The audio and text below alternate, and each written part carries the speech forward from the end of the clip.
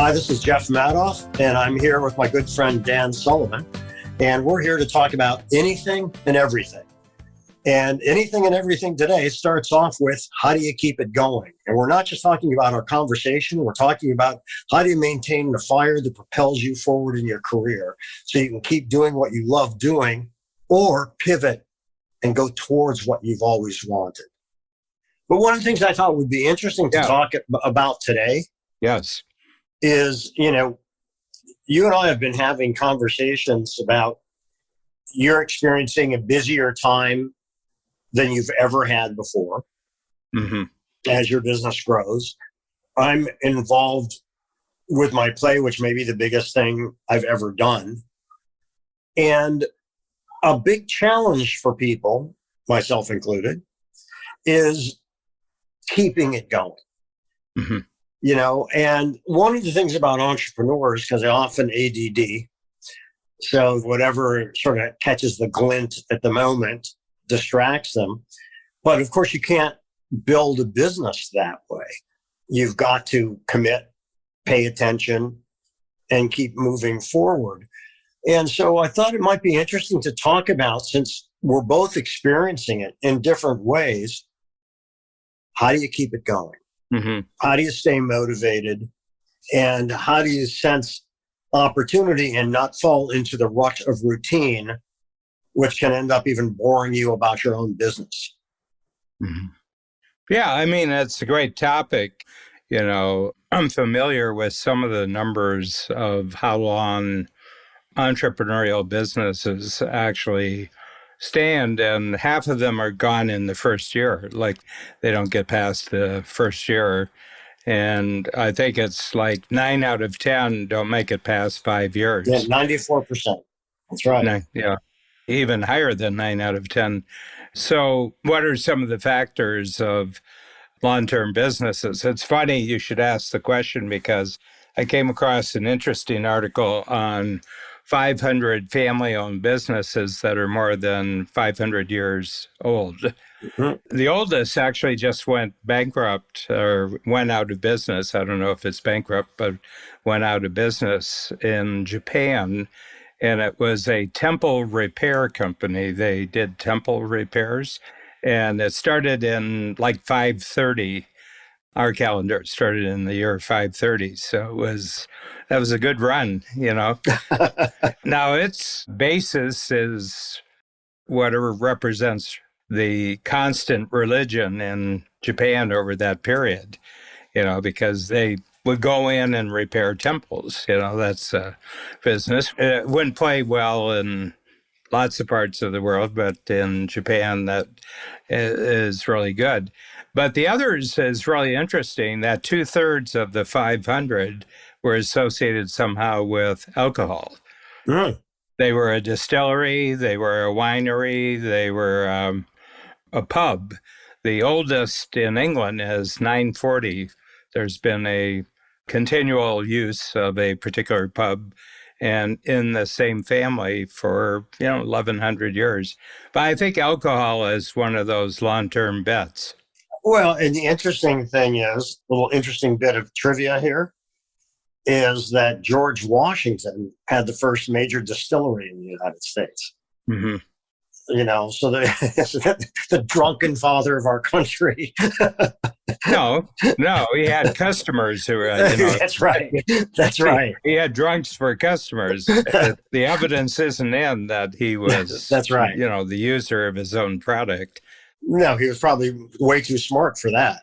Yeah. He was also a land speculator, and when he died, his estate, which included his own plantation, but that was the minor part. He had like 50,000 acres of land that he had bought in the New Territories, which was probably the state of Ohio, as we presently understand. He was a go-getter. I mean, he was very ambitious, and he was very status conscious. He was very, very aware of, making a good impression with the right people, which is...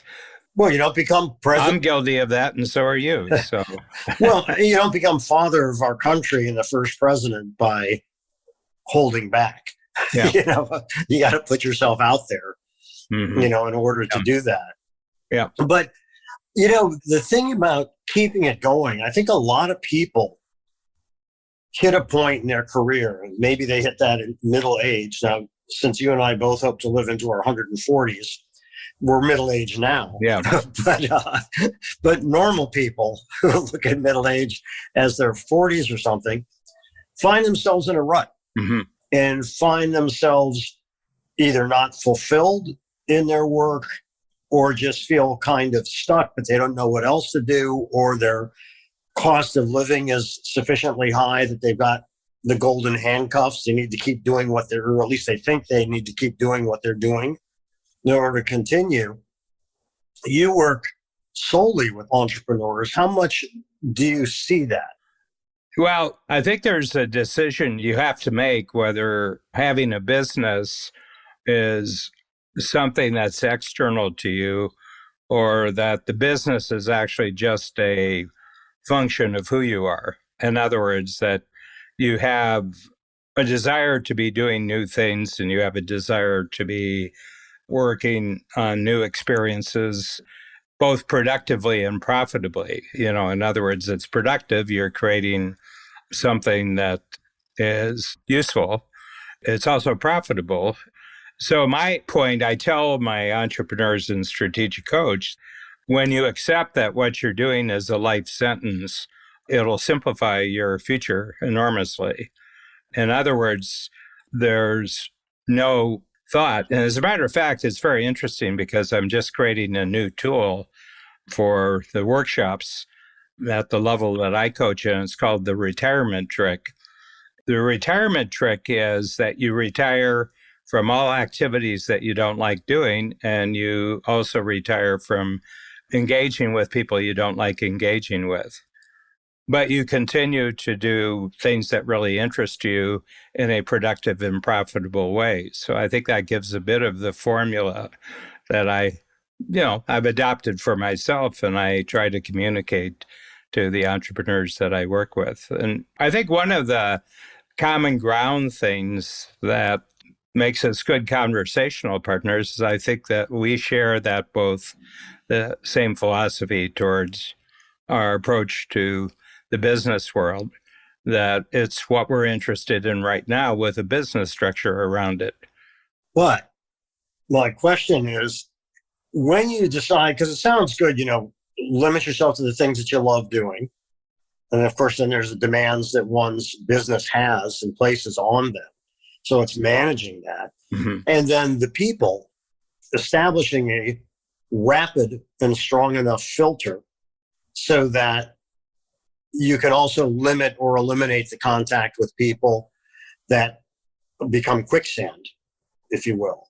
Mm-hmm. So what's the criteria for that? How do you even know? Well, yeah. I mean, first of all, I'm in a partnership with the business. So there's a very, very strict division of labor between what I call the front stage part of the business and the backstage. Okay, just to use a theater analogy. And that is, the front stage is where what we do actually creates value for the customers and clients, in our case, entrepreneurs. And the backstage is everything that has to be done in order for that front stage impact to occur and the success that comes with that. And I'm totally in charge of the front stage, and Babs is totally in charge of the backstage. So if I attend 3 management meetings in a year, I feel there has to be an investigation why that happened. Uh-huh. Yeah, we have to get a public inspector or something to come in and say, why was 3 hours of Dan's time used up during the year on management issues, So we have that, and Babs has a whole team that, there's 12 different areas that we've identified as important that they have to work, from sales and marketing being, coaching the actual coaches, and we have 16 other coaches besides myself, but then there's the sales team, there's the marketing team, and then we have a special group which are called the program advisors, who are in contact with the people who are in the program.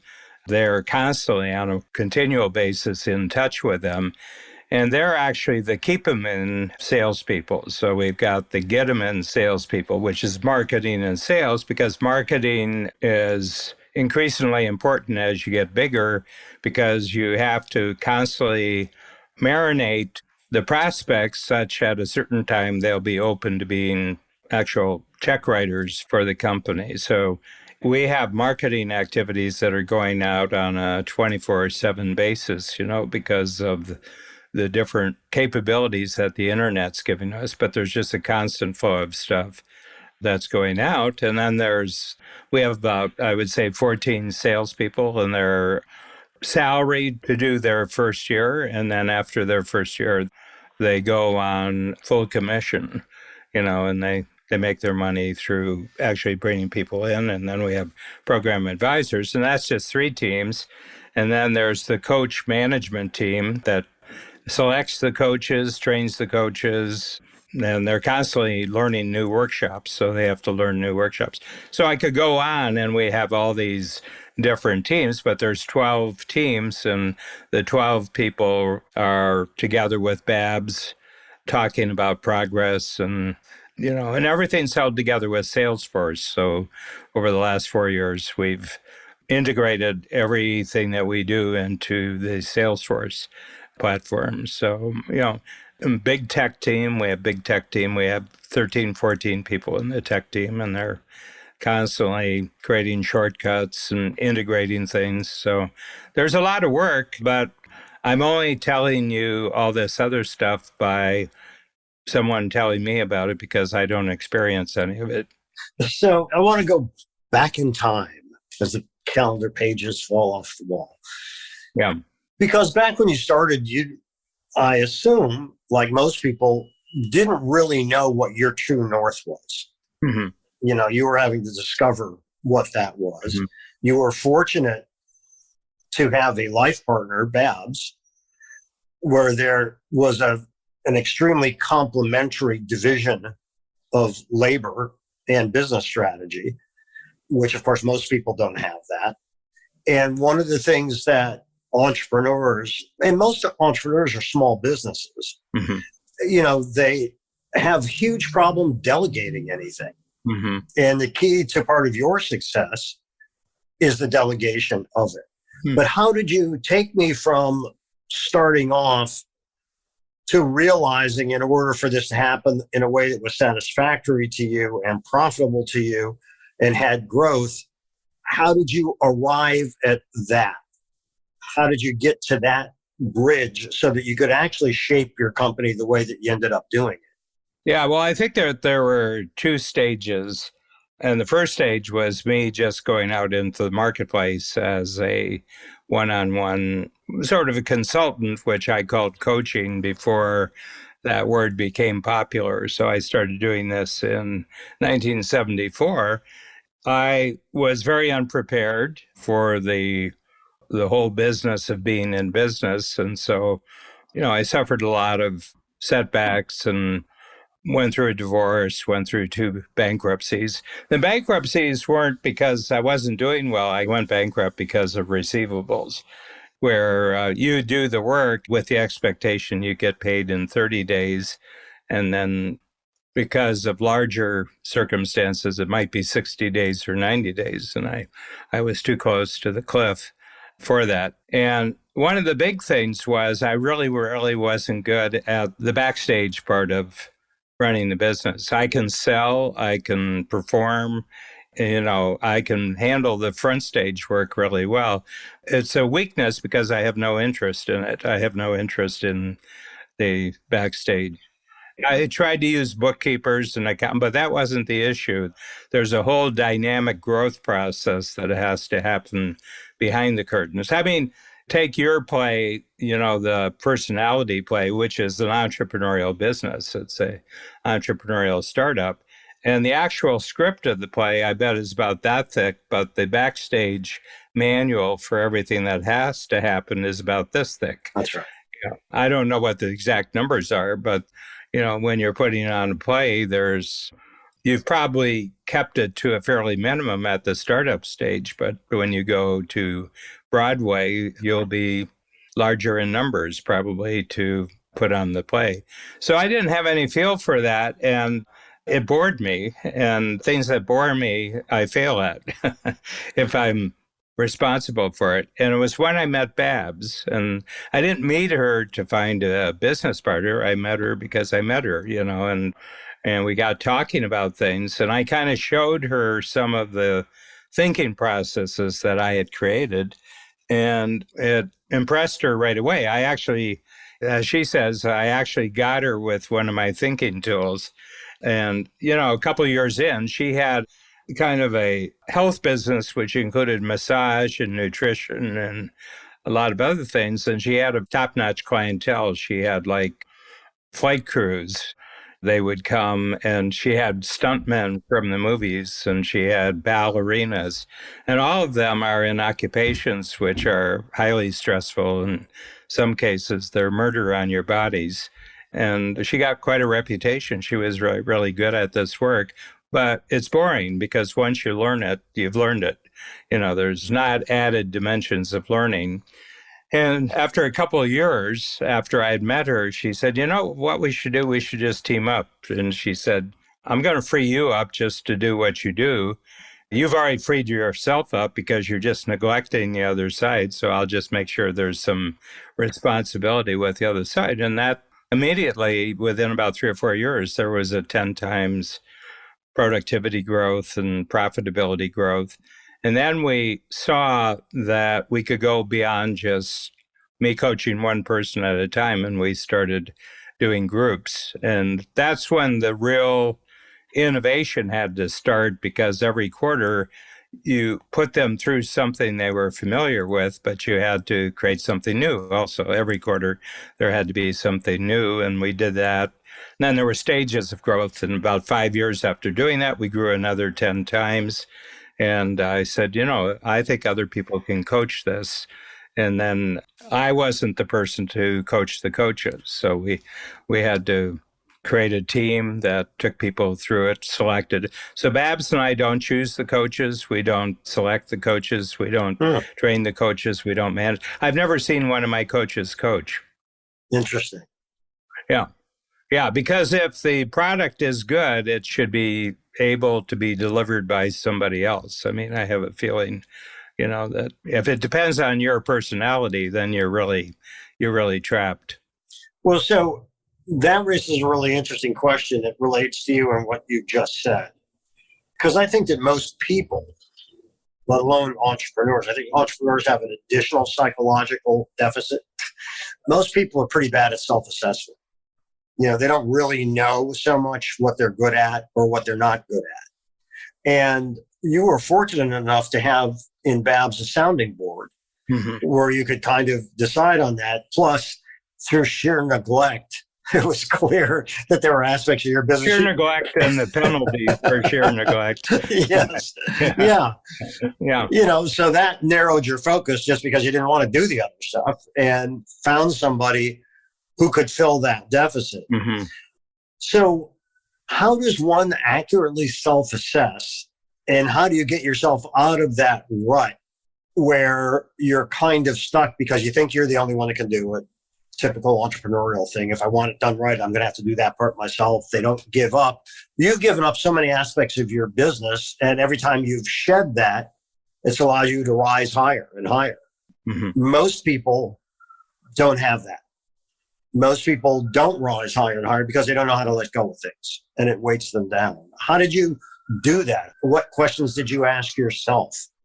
The first criteria, whether you should be doing it, is actually whether you actually like it, like doing it. So my sense is I'm inclined to realize that I will not stick with something I don't like. And if you don't stick with something, you're not going to be very good at it.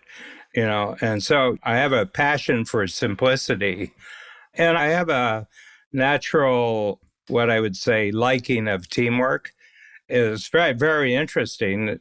In my life, I've had an enormous amount of teamwork experience in sports. I've been in theater, I've been in political campaigns and that. So I have a sense of how big the game can be if every individual just sticks to their own lane. There's two things: that you stick to the thing that you're really good at, and then you're good at teamwork with the other players. So I would say that that's from my childhood. I come from a big family and I was a late member. So there were a lot of other bigger bodies around when I arrived. You basically made your way by just being useful to the other people around you. So I have a sense of being useful. And I began to see that if I was doing something that someone else could do better, I was disadvantaging the team. Hmm. And I noticed since I'm 70, which is 8 years ago, that all my accomplishments going forward are team accomplishments. I'm really good. I've got the skills I need. I'm good at what I do.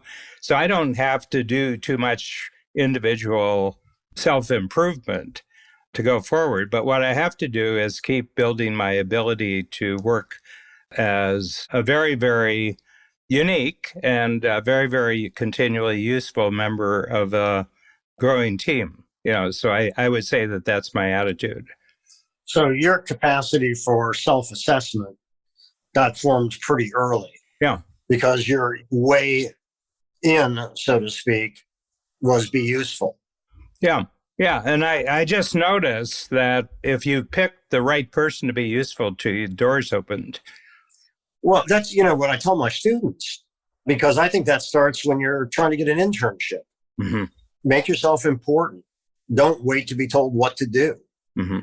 If you take initiative, that's going to get recognized by any smart manager. If you take initiative, and if you just wait for somebody to tell you to do something, you create more work for management because they've got to overcome your own inertia. Yeah. Well, I think it's just generally seeing things from other person's point of view. When I joined the ad agency, my movement from the United States to Canada was because I was hired by the Canadian branch of BBDO, big worldwide agency. But it was, it was a big agency. It was the second biggest in Canada in 1971. And I was actually hired through a personal contact with the creative director, who was the 50% partner in the firm. It was a series of social connections which ended me up with the job. And I remember the first month that I went out, he just said, let's go out and talk about how the first month's been. And I said, I want to ask you a question. How does an agency make its money? I don't quite understand how the agency, and he explained they made their money through 17% of the media buy. And I thought, gee, I didn't know anything about that, So I just kept asking him questions. And I said, so how do you know whether a writer like me is valuable or not? I mean, what kind of numbers are associated with me being valuable? And he told me, and that was really clear. All I had to do is hit the numbers that made him happy. And, I'm really creative, and don't they enjoy my work? It's a meaningless discussion. The question is your work making the money that makes the person who hired you happy? Mm-hmm. Right. Right. Yeah. So that was being useful in that context. I have a marvelous, she's a manager, and she runs the entire program front stage for all the coaches except for me. So she's in charge of all the workshops, all the workshop material, all the coaching of all the coaches, but not me. Okay. She's about 43, 44. So she's been doing this for 10 years. And she just struck me as someone who could take on almost any kind of responsibility and thrive on it, just thrive on it. So about 3 years in, she said, how do you think I'm doing? And I said, I want to pay you a compliment. I don't even think about you. You're the last person in the world that I need to think about. I know you're doing a great job. That's great. How did she respond to that? No, she said, yep, I am. What I'm looking for is people, and it was her unique ability. I mean, if you get clear about what your unique ability is, you start developing a real alertness and a real appreciation of other people's unique ability. And I think what people want to do in life, they want to find an activity where, one, they'll keep getting good at that activity and it's a real pleasure doing the activity. And I think the next thing is that they're involved in a bigger team activity that is important. You know, it's got real significance and it's got real importance to it. And they get constant recognition and rewards for doing a good job in their position team. I said, you know, if you check off 4 or 5 boxes there, they're set for life. So a couple of things that you just said that I think are quite interesting. One is that, that you get good at what you're doing. And of course, you get good at what you're doing by keeping doing it. Right? Yeah. So what I hear in that is also you need to stay curious because that's the only way you're going to learn anything different. If you think you know how it all works and you got that down, I think there's an arrogance that comes with that can trip up a business. Mm-hmm. How do you feel about that? How important is in any job staying curious? Because I think that staying curious begs the question of, well, how can I might do this differently? How do I improve on this system or whatever? The people who are really good in my life, and you can compare it to your life, are people whose measurements and goals are strictly internal from a performance standpoint. In other words, they have a sense of where they're great at, and they create measurements for themselves of proving to themselves how good they are. And once they reach that, they set another level higher. So they don't compare sideways. They compare backwards with what they've done. And then they say, okay, my next jump is going to be bigger than what I did before. And it saves them from being bothered by what other people are doing, how other people are achieving or not achieving. And there's actually a way of kind of identifying them. And it's not just what we've learned in Strategic Coach, but there are some pretty interesting psychological profiles where we've discovered that it'll give you a 60% right feel that somebody is going to be like this. We've learned a lot of things over the 30 years. So we look for outside references and that help us with the job. But, we've got 130 team members and 75 of them have been with us for more than 10 years. And we have 22 who have been more than 20 years. And we just have our first person who's more than 30 years.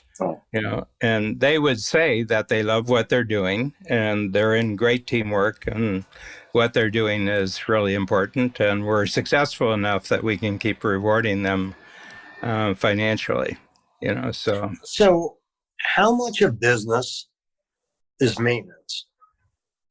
It's an interesting question because there's different parts of the company that you have to establish kind of like your finances. You have to establish that right away, that your way of keeping track of the money is solid right from the beginning, because you can really get in trouble fast if it is not.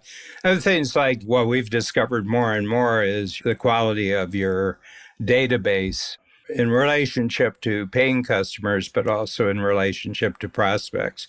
So there's a quality control issue there that if you get it to a certain level, then you don't want it to get less than the quality you have. But it reaches a point where it doesn't have to be improved that much. It just has to stay at the quality it is. And I would say finances and everything related to data is really that thing. But the other way, actually maintenance, where you're just trying to keep things where they are, is the toughest kind of maintenance. Okay. The better way of maintaining is just keep making things better. In other words, the constant innovation, I think, is really the key. Keep finding ways of doing things faster, easier, cheaper, bigger. Just keep scrutinizing things. If it's taking us 5 steps, it's a way we can do it with 3 steps. It's very, very interesting because you've just had probably one of the most multidimensional entrepreneurial startups that I can imagine, because there's so many human parts to what you're doing, and there's so many different combinations of talent to put together a successful play, especially a musical, a musical play that has dancing and choreography and everything. And, I mean, you were telling me just right up till the night before the last night of rehearsal, you were still telling people, just do it according to the script. Yeah, that did happen a few times where it's just, and that's the thing, by the way, about a play that's not true about a movie. Yeah. In a play, the script is king. Mm-hmm. And that's not the case in the movie. So in a play, the playwright has creative control. Mm-hmm. And in a movie, it's more of a director's medium. But yeah, there are certain points where it's about just stick with what's on the page. Yeah. And, yeah. The thing about the play is all of a sudden you're dealing with this multi-dimensional pursuit from day one.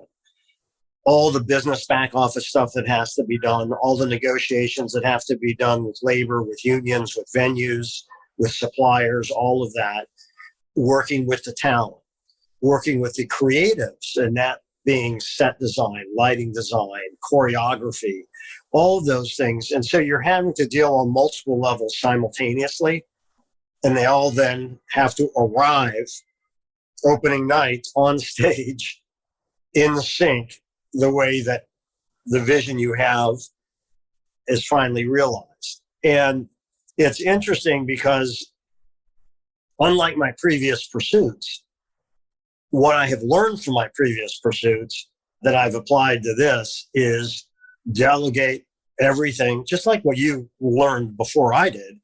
Delegate everything you don't want to do. Mm-hmm. But, of course, key to that is you need to find the right people to delegate. So you have to build the right team in order to do it. Mm-hmm. And I think when you build the right team, so much more can be accomplished because you don't have to do it all yourself. Mm-hmm. And I think that was a problem I had earlier in my career because I undertook some very large projects, but I was trying to manage all of it. Mm-hmm. And I realized, fortunately, I realized it young enough, but it took a while, because my business is all financed through the revenue of my business. I never wanted to take in investors. I didn't want anybody telling me what I had to do. So sometimes that can make it harder to let go of certain things because you're figuring out it's another check to write, and it's that sort of thing, which isn't great thinking, but I think it's more common than not. Mm-hmm. And once you realize that there is a dollars and cents practical value to delegation, so you can move much more quickly. Plus, assuming you put together the right team, you've got more ideas coming in to choose from. Mm-hmm. And that makes the whole enterprise better. Mm-hmm. But it's really interesting because, as you had said, the way that you get good at something is you keep doing it. Mm-hmm. And management falls under that too. I mean, I'm sure you're better at dealing with people. Well, I'll say it for myself. I'm better at managing people now than I was before. And I always consider myself pretty good with people.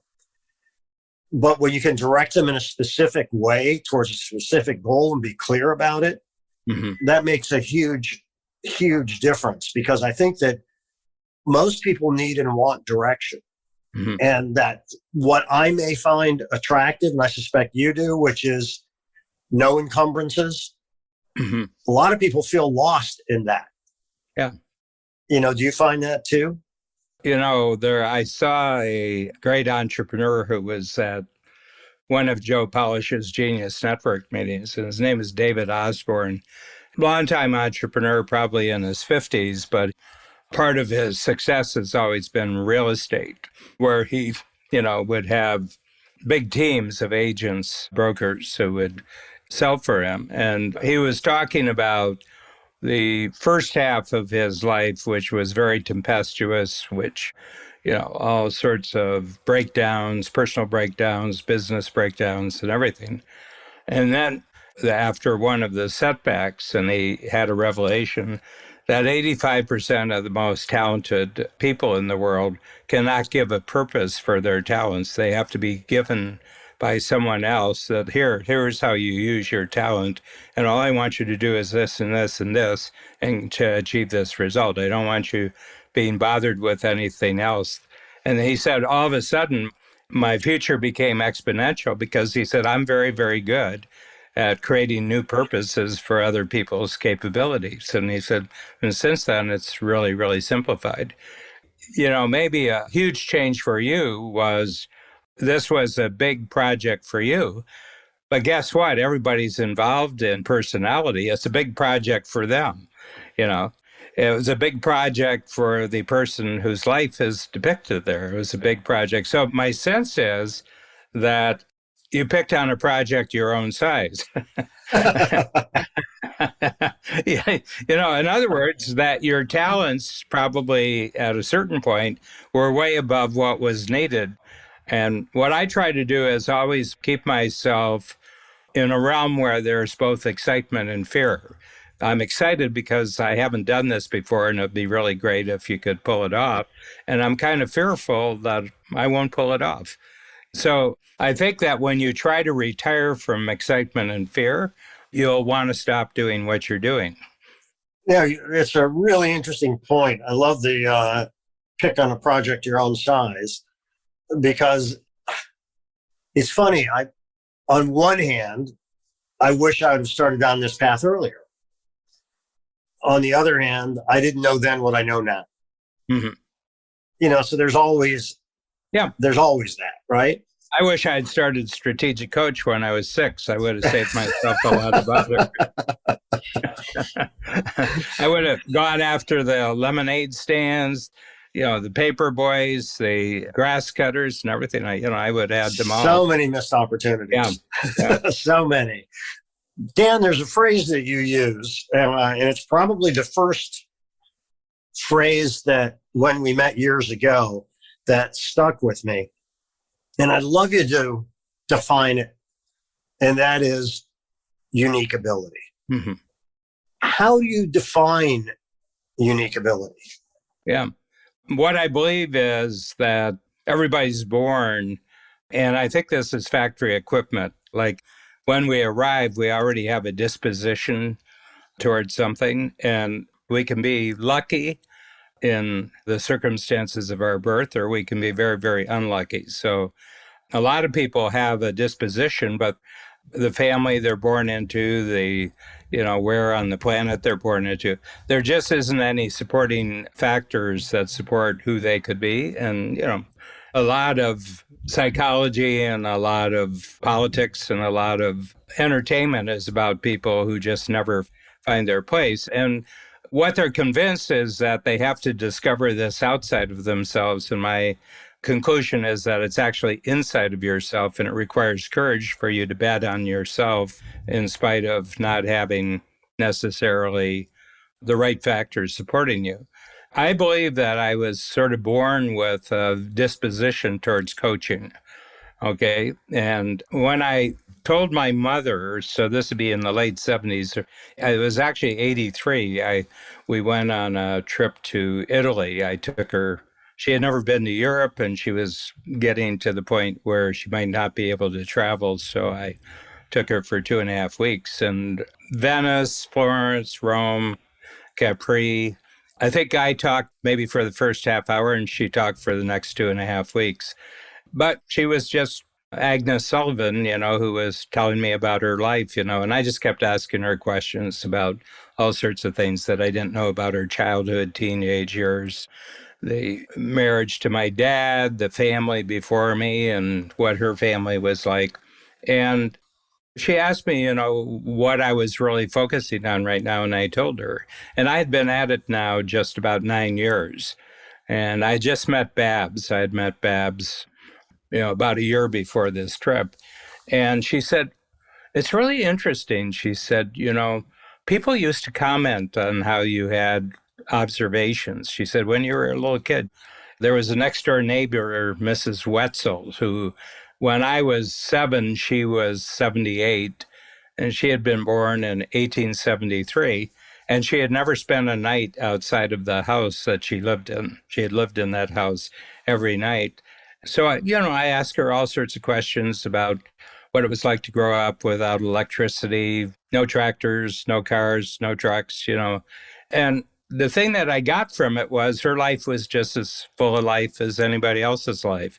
She had a complete life. She had relationships. She had activities. It was a successful farm, and she had children, and they had stayed in the business and everything like that.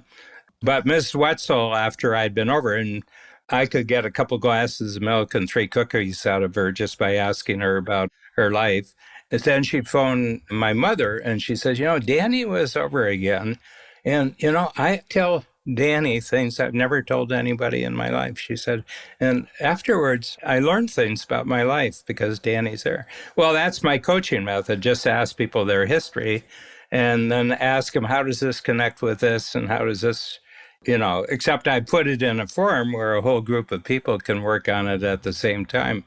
But my sense, I've always had this instinct that people have experiences that if they could focus on them, they would learn a lot more than they could learn from any other source. They could learn from their own experiences, what worked, what didn't work, what excites them, what doesn't excite them, and everything else. They have enough material to constantly learn from their own experience, but there's no structure available to them that actually supports that, and that's how I felt about my own schooling, growing up, that it was designed for somebody, but it wasn't really designed for me. It didn't relate to what I was interested in, nor should I expect that. So what I look for is that there's something, and that's why when I got you talking about your before teenager experience, and you were already putting on plays, or no, you were putting on movies. You were turned the basement of your home into a movie theater. You had refreshments, you had seats, you had features and everything like that. When you think about that, that's in acorn form what's an oak tree now. Actually, the first play that I wrote was in 6th grade. So 12. It was a kid falls asleep in a museum, and then a different historical figures in the museum come to life. Who knew? I should maybe try to sue if I had any kind of proof that that was actually my idea, night at the museum. But it was kind of funny because the goal of the play was to be kind of an entertaining history lesson. Mm-hmm. And so this kid wakes up, and I was a kid, so I wrote it, so I was the lead. And there are, a bunch of other kids in it, and it was really fun, to do it. And I think there are certain things that we get from things, it's that play applause when you're on stage and what you do resonates and you feel the audience response. Mm-hmm. That's a potent elixir. Yeah. And I think you have a disposition towards that. And it's very, very interesting. I've known some pro athletes at the professional football level, I've gotten to know them where I could talk to them about their experience. And with pro football players, oftentimes it's a function of just being stronger and meaner as a kid. You're bigger, you're stronger, and you're meaner, and you take part in informal, playground or backyard sports, and you're the one that sends the other kids home crying. And not only can you do it, you actually enjoy it. You actually enjoy the experience. And you're always the meanest, toughest kid. There's I won't say an enjoyment of pain, but there's sort of like a indifference to pain that you have, like just getting badly beaten up and everything else. It doesn't mean anything. There's no existential meaning to getting injured or anything else. The whole thing is get well as soon as you can and get back in the action. Well, very few people have that instinct. I mean, I was remarking, that there was a prize-winning documentary about 3 or 4 years ago, and it was about the free climber who climbed the face of El Capitan in Yosemite. It's one of the toughest vertical climbs in the world. It's like 3,000 feet just straight up. There's no approaching it. At the bottom, it's nothing but up. And you go up. And if you're using, ropes and pins, and nailing it up, takes about 2 days to get up the 3,000 feet. And he went up with only his hands and his feet. He went up with 3 hours, 3.5 hours, I think, start to finish. He went up 3.5. He was doing 1,000 feet an hour, and it's just pure strength. But he had a film crew with him, and which got it into documentary fashion. And he said, I have in your contract, he says, I've written your contract, and you can look at the contract, that if in my climb I fall and you don't catch it on camera, you don't get paid. So I said, there's a very different kind of nervous system at work here. Yeah, the film you're talking about, Free Solo, I saw that, which was... It was scary watching it. Yeah, amazing cinematography. Yeah, but he said, if I fall, he said, I want it on film. He said, other people will learn from this. There was another documentary, and I'm blanking on the name of it, that the guy you're speaking about considered this guy that I'm now referring to as crazy for what he attempted, which gives you an idea of how crazy that guy must have been. Actually, I got to tell you the name of it. I don't want to tell you what the outcome is, but it was amazing. Tying that back to what we've been talking about is, to be an entrepreneur, you have to be impervious to the pain that is inseparable from the climb. Yeah. Yeah. Or, the demands of the learning you'll put up with, and you'll go through whatever's required to learn what you need to learn. I remember after my second bankruptcy, which was in the early 80s, and I had to declare bankruptcy. And when you declare bankruptcy, you can't choose who you're bankrupt from. It's just straight across the board. And so I went to see the bank manager because he had been good to me. And he said, when are you going to give up with this nonsense? He said, this whole thing that you're doing. I know you have writing skills and you have artistic skills, and, you work for a major advertising firm, so we know you have the professional. So when are you going to stop fooling around with this stuff and get serious? And I said, never. I said, I'm just not smart enough yet. I said, I haven't gotten a handle on how the whole thing works. So I said, whatever I have to go through until I learn how it works. There's no alternative. And would you say that quest is your unique ability? Yeah. There's something you want to master. I saw this in a spy thriller book that I read, the difference between an amateur and a professional. An amateur practices until he gets it right, and a professional practices until he can't get it wrong. Now, I love that. One of my favorite musicians is Frank Zappa. And I met this guy, Mike Canary, who's the kind of musician that he can hear anything and play it. And he's an astounding guitar player. And I said to him, what was it like when you auditioned for Zappa? And he said, well, first of all, it was intimidating just knowing I had the audition. And although I couldn't afford it, I took a car service so I could sit in the back and work on all the fingerings. And so I walk into the session and I'm carrying my guitar, not in the case, just carrying it by the neck. And Zappa says to me, first thing he says to me is, nice case. So he sits down and Zappa starts running him through these drills and then doing time changes. And the more that Mike was able to do it, the more rapidly Zappa called other time changes until Canary couldn't do it. And he's totally crestfallen, gets up, starts to walk out. And Zappa says to him, where are you going? And he said, I couldn't do what you wanted me to do. I figured it was over. He said, oh, nobody could have done that. He said, every time I audition a musician, I take them to their breaking point, because that way I know what we can pull off live. Mm-hmm. And I thought that was so fascinating. And it's basically what you're saying. Yeah. Yeah. And I just thought, God, that's really Interesting. Yeah. And I find that among the entrepreneurs and more, if you use school terms, I'm into, great graduate school people. I'm not doing grade school. I'm not doing high school. I just had a new person join my top group, and he's got a management consulting company. He's based in Switzerland. He's got 1,400 management consultants in 35 countries. Hmm. And he said, I'm running into myself. I have to get freed up from my old self. And I hear you can help me free myself from my old self. So I get on with the new self. And I said, yep, we can do that. We can do that. So there's no end in mind in what I do. There's just the next thing you haven't figured out yet. So what is the difference between what you do, helping somebody discover their unique ability and to be able to push through, like the example you just gave, in therapy?